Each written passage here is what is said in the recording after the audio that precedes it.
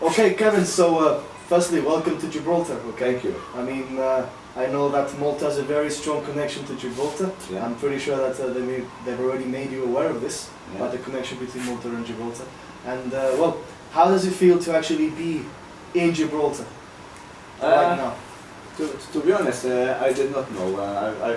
I've heard a little bit of history, about the futsal teams over here. I did not know there were so many on such a small place.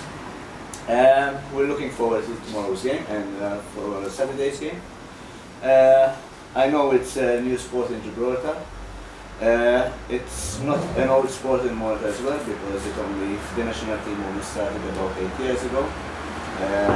The first time we had a coach from the Czech Republic, Mifsud, and he was there for 3 years.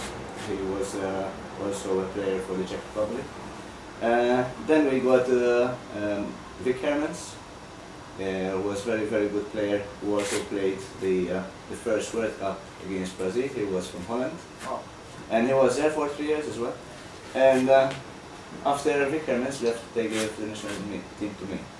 So I'm practically the first Maltese futsal coach. And how does it feel to actually follow in those footsteps of foreign coaches, i.e. Czech Republic, international coach?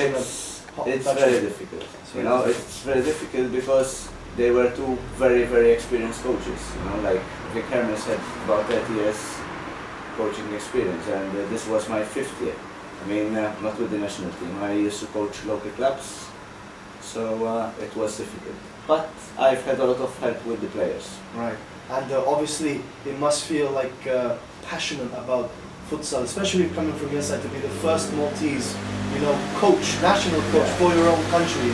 Here in Gibraltar, for instance, our national coaches, they're all locally born and bred Gibraltarian people. Yeah. Our coach for football is Alan Buller, is a local person, and for futsal is also a local person, Mr. Prescott. Yeah. Okay, but obviously, would you agree that having international managers, does that aid to further develop young nations like Malta, like Gibraltar, San Marino, Liechtenstein? I think it does help. It was a very, very good help for us. That we had two very good coaches, two foreign coaches.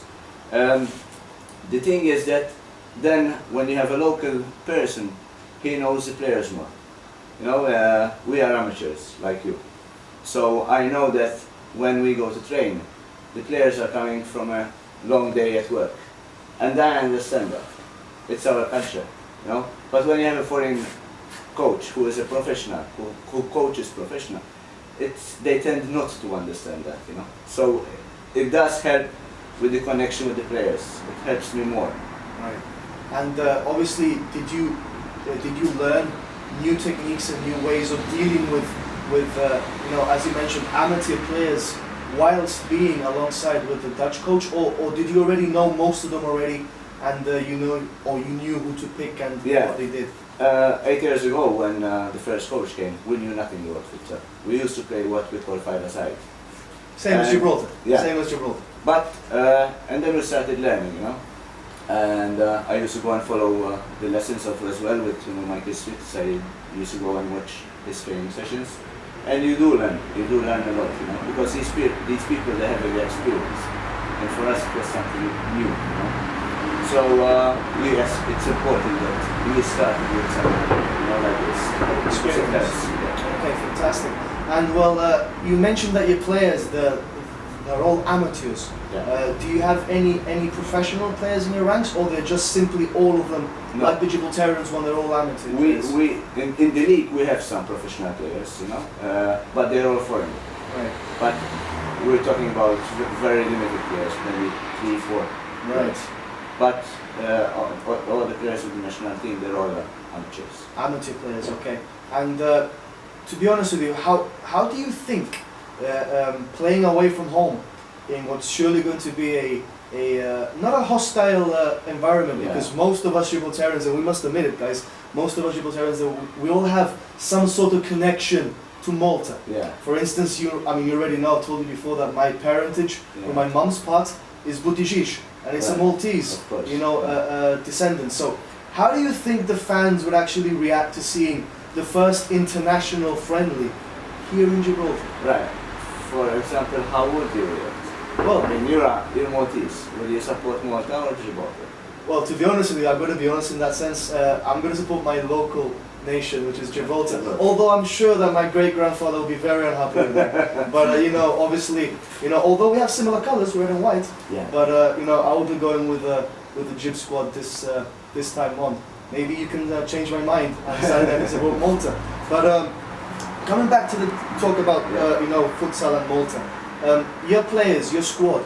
Is there any player that you know stands out from the rest, or is it a very, very united block that plays for each other? What I really like to work on is the group.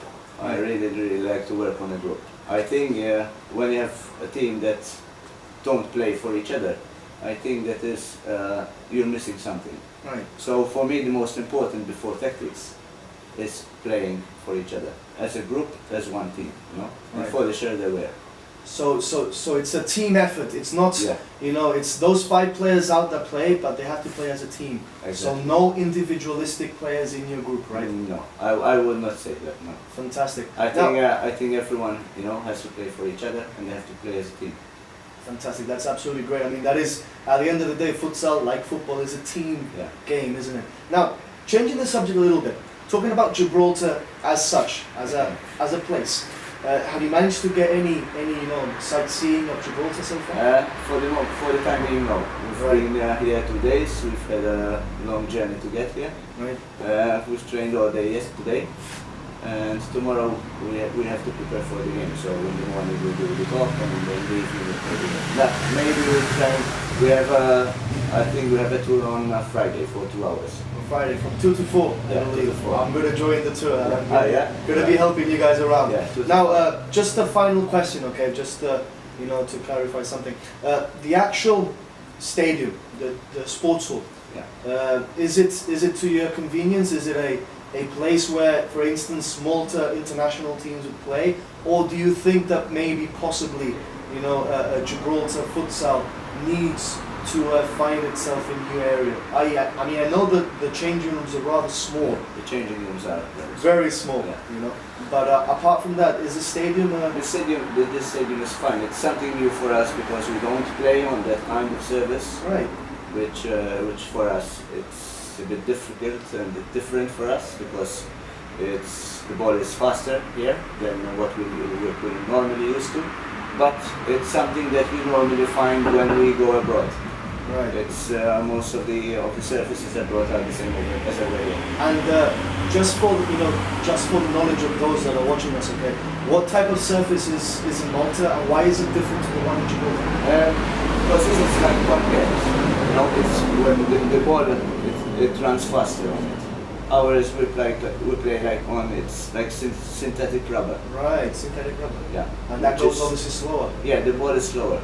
And would you agree that maybe then, in that case, Gibraltar team has a bit of advantage over the Malta team? Yeah. Knowing that, of course, we play with a faster touch of the ball. They do have an advantage, yeah. Right. But we're going to try and make that very difficult for them. Obviously, I'm not going to ask you the question of who's going to win tomorrow because you obviously will say that you are, and I will say that we are, so we'll end up in a dispute, and I don't want that to happen, okay? Mr. Mifsud, thank you very much, and it's a pleasure being here.